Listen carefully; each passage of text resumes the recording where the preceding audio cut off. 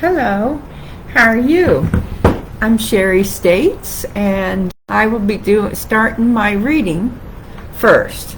And then as people come on and later, they might be able to ask me questions about my book or about my life or any kind of question you might want to think to ask an author. Okay, so I will start reading chapter 1 from page 1 of Never Forsaken. God delivered me from hopeless situations, which you can find a way to purchase this on Amazon, or I can sign a copy and send it to you, or I think it's at a few other bookstores, but most of them are international bookstores. So if you're in America, Amazon's how you would get it. Probably if you're in any other country, you can get it off from Amazon too. And so here I go with my reading of first chapter, page 1. I was born a bastard in 1961 when most bastards were hidden and adopted. To make it worse, I was from an adulterous act, so I was her dirty little secret, and her family never let me forget it. However, God loves us no matter our circumstances. Jeremiah 1:5 says, "Before I formed you in the womb, I knew you. Before you were born, I set you apart. I appointed you as a prophet to the nations." As well as Psalms 139:14. "I will praise thee, for I am fearfully and wonderfully made. Marvelous are thy works, and my soul knoweth right well." It was a sultry day in Manhattan, June 13th, 1961, and my mom, Ethel, was 22 years old. She started her labor pains, which woke her up. She said to the man she lived with and my father, Kenny, "Kenny, get up, it's time. The baby's coming and my water has broken." In the past, her labors were easy. There was no reason to believe it would be different this time.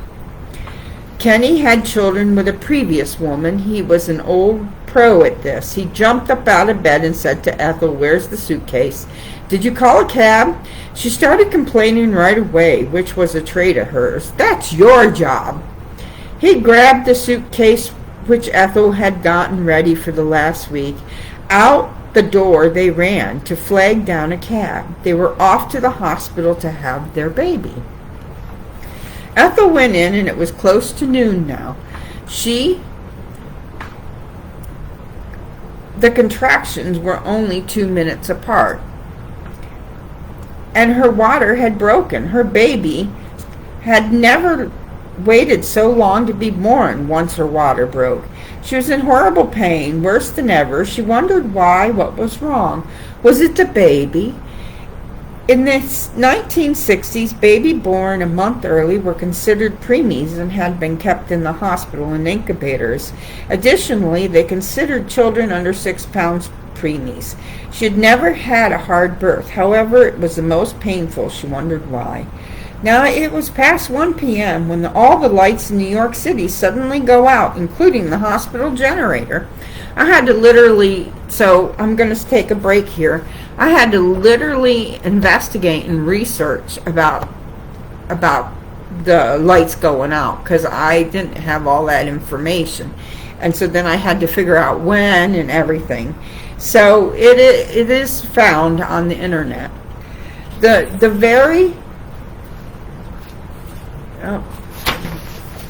very second she pushes the baby out, she screams, "Oh my God, I gave birth to a witch!" June 13th, 1961, Ethel and Kenny were raised to be superstitious. The nurse took her baby. She then started crying for the baby. She started feeling horrible from her pain and wondered why her insides felt as if they were crushed, and if somebody had ripped her apart from her vagina up to her ribs. Lying there, smelling the disinfectant and bleach mixed with the other hospital odors made her feel nauseous. She thought she hated hospitals, so cold and impersonal. She finally fell asleep. When Ethel awoke, she learned that Kenny told the nurse the baby would be named Sherry. She also learned I was to stay in the incubator and was jaundiced. However, full-sized, but lacks the full weight requirements. At 2 inches long and only 5 pounds and 6 ounces, Ethel could not hold her baby. Because Ethel had a fever, the fevers could not hold her. Because Ethel had a fever, the fevers were because of 2 fractured ribs and a broken pubic bone. Complications incurred during delivery. There was a blackout at the time of the birth. On the 11th day, I finally felt my mother's touch. They took me out of the incubator and into my mother's arms. My mom, who had just lost her other 3 children to her ex-husband, would cry, "Kenny, my babies, I do not want to go on without my babies." Kenny promised Ethel to give her another child to fill the loneliness she felt from losing her other children. Ethel would learn no one child ever replaces any other child, and having another child does not feel the loneliness of losing the other children. In a couple of weeks, mother and baby could leave the hospital. Ethel was happy to have a baby to call her own, a child that couldn't be taken away. Now, my mother Ethel was singing in nightclubs and doing fill-in jobs in movies in New York City at the time. My mom was on speed to keep her weight down and lost 22 pounds carrying me. She was being treated for some mental disorders on an outpatient basis in the city while carrying me. She was doing her best to make a living. Now, she was with child from him. Therefore, she lived in New York City with him, waiting for his divorce to become filed. When she would marry him and she could hold her head up high in Jamestown, New York again, Ethel made trips home to see her family.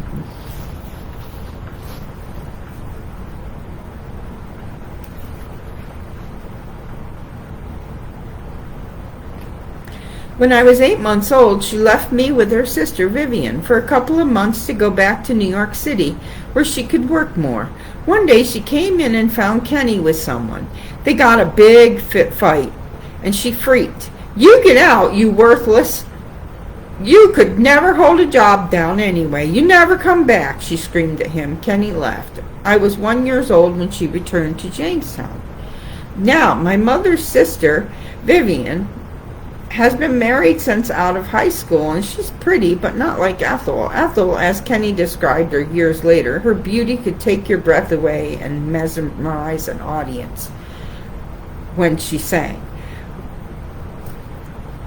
When doing fill-in parts in New York City, she would often get told that she could have been Elizabeth Taylor or Vivian Lee's look-alike, with her wavy sable brown hair and her bluish gray eyes, peaches and cream complexion and red lips. Yes, Ethel was breathtaking and had a wild streak in her, and Vivian could not understand her sister's behavior at all.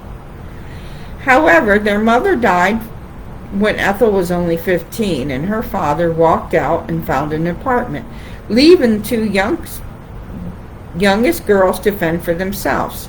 Mom found Roger, her first husband, and her sister Ruthie found the service. Therefore, Mom got in trouble from the start. Mom then married Roger and had 3 children. She lost them to an abusive husband.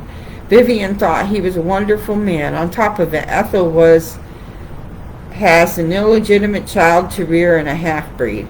This made Vivian disappointed in her sister.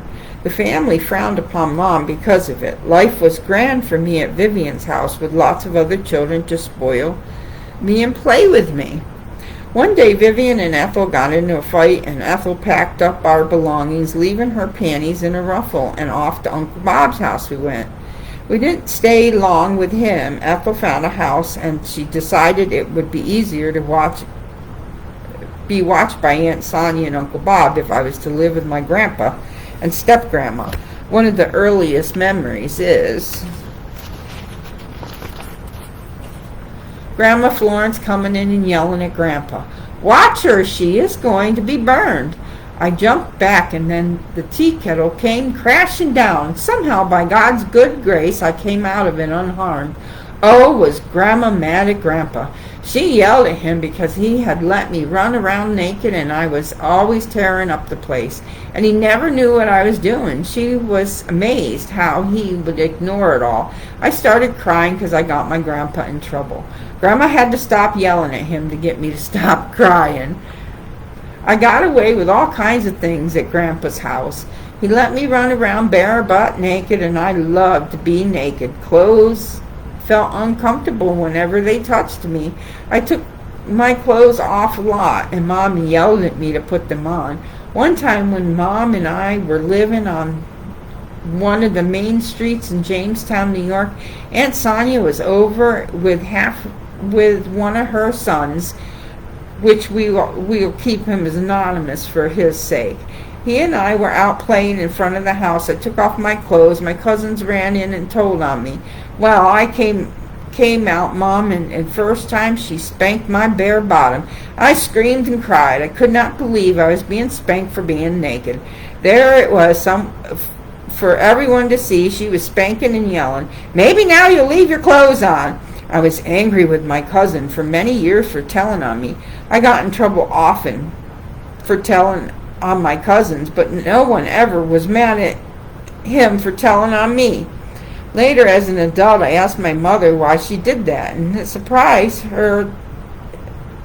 I remembered the incident. She told me when I would take off my clothes, the woman would call to yell at Mom. The woman had a fit because her son was home on leave, and she said he had never seen a naked person. Therefore, my mother promised to put a stop to it.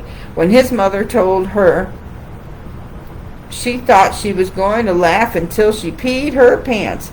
She laughed so hard, Mom said, that she heard of people saving themselves through the Lord, but a grown man in the service never seen a naked woman. She scoffed at the irony of it all. And that was chapter 1, and I'm done for my reading today, and I'm going to save this and download it, and I'll come back on.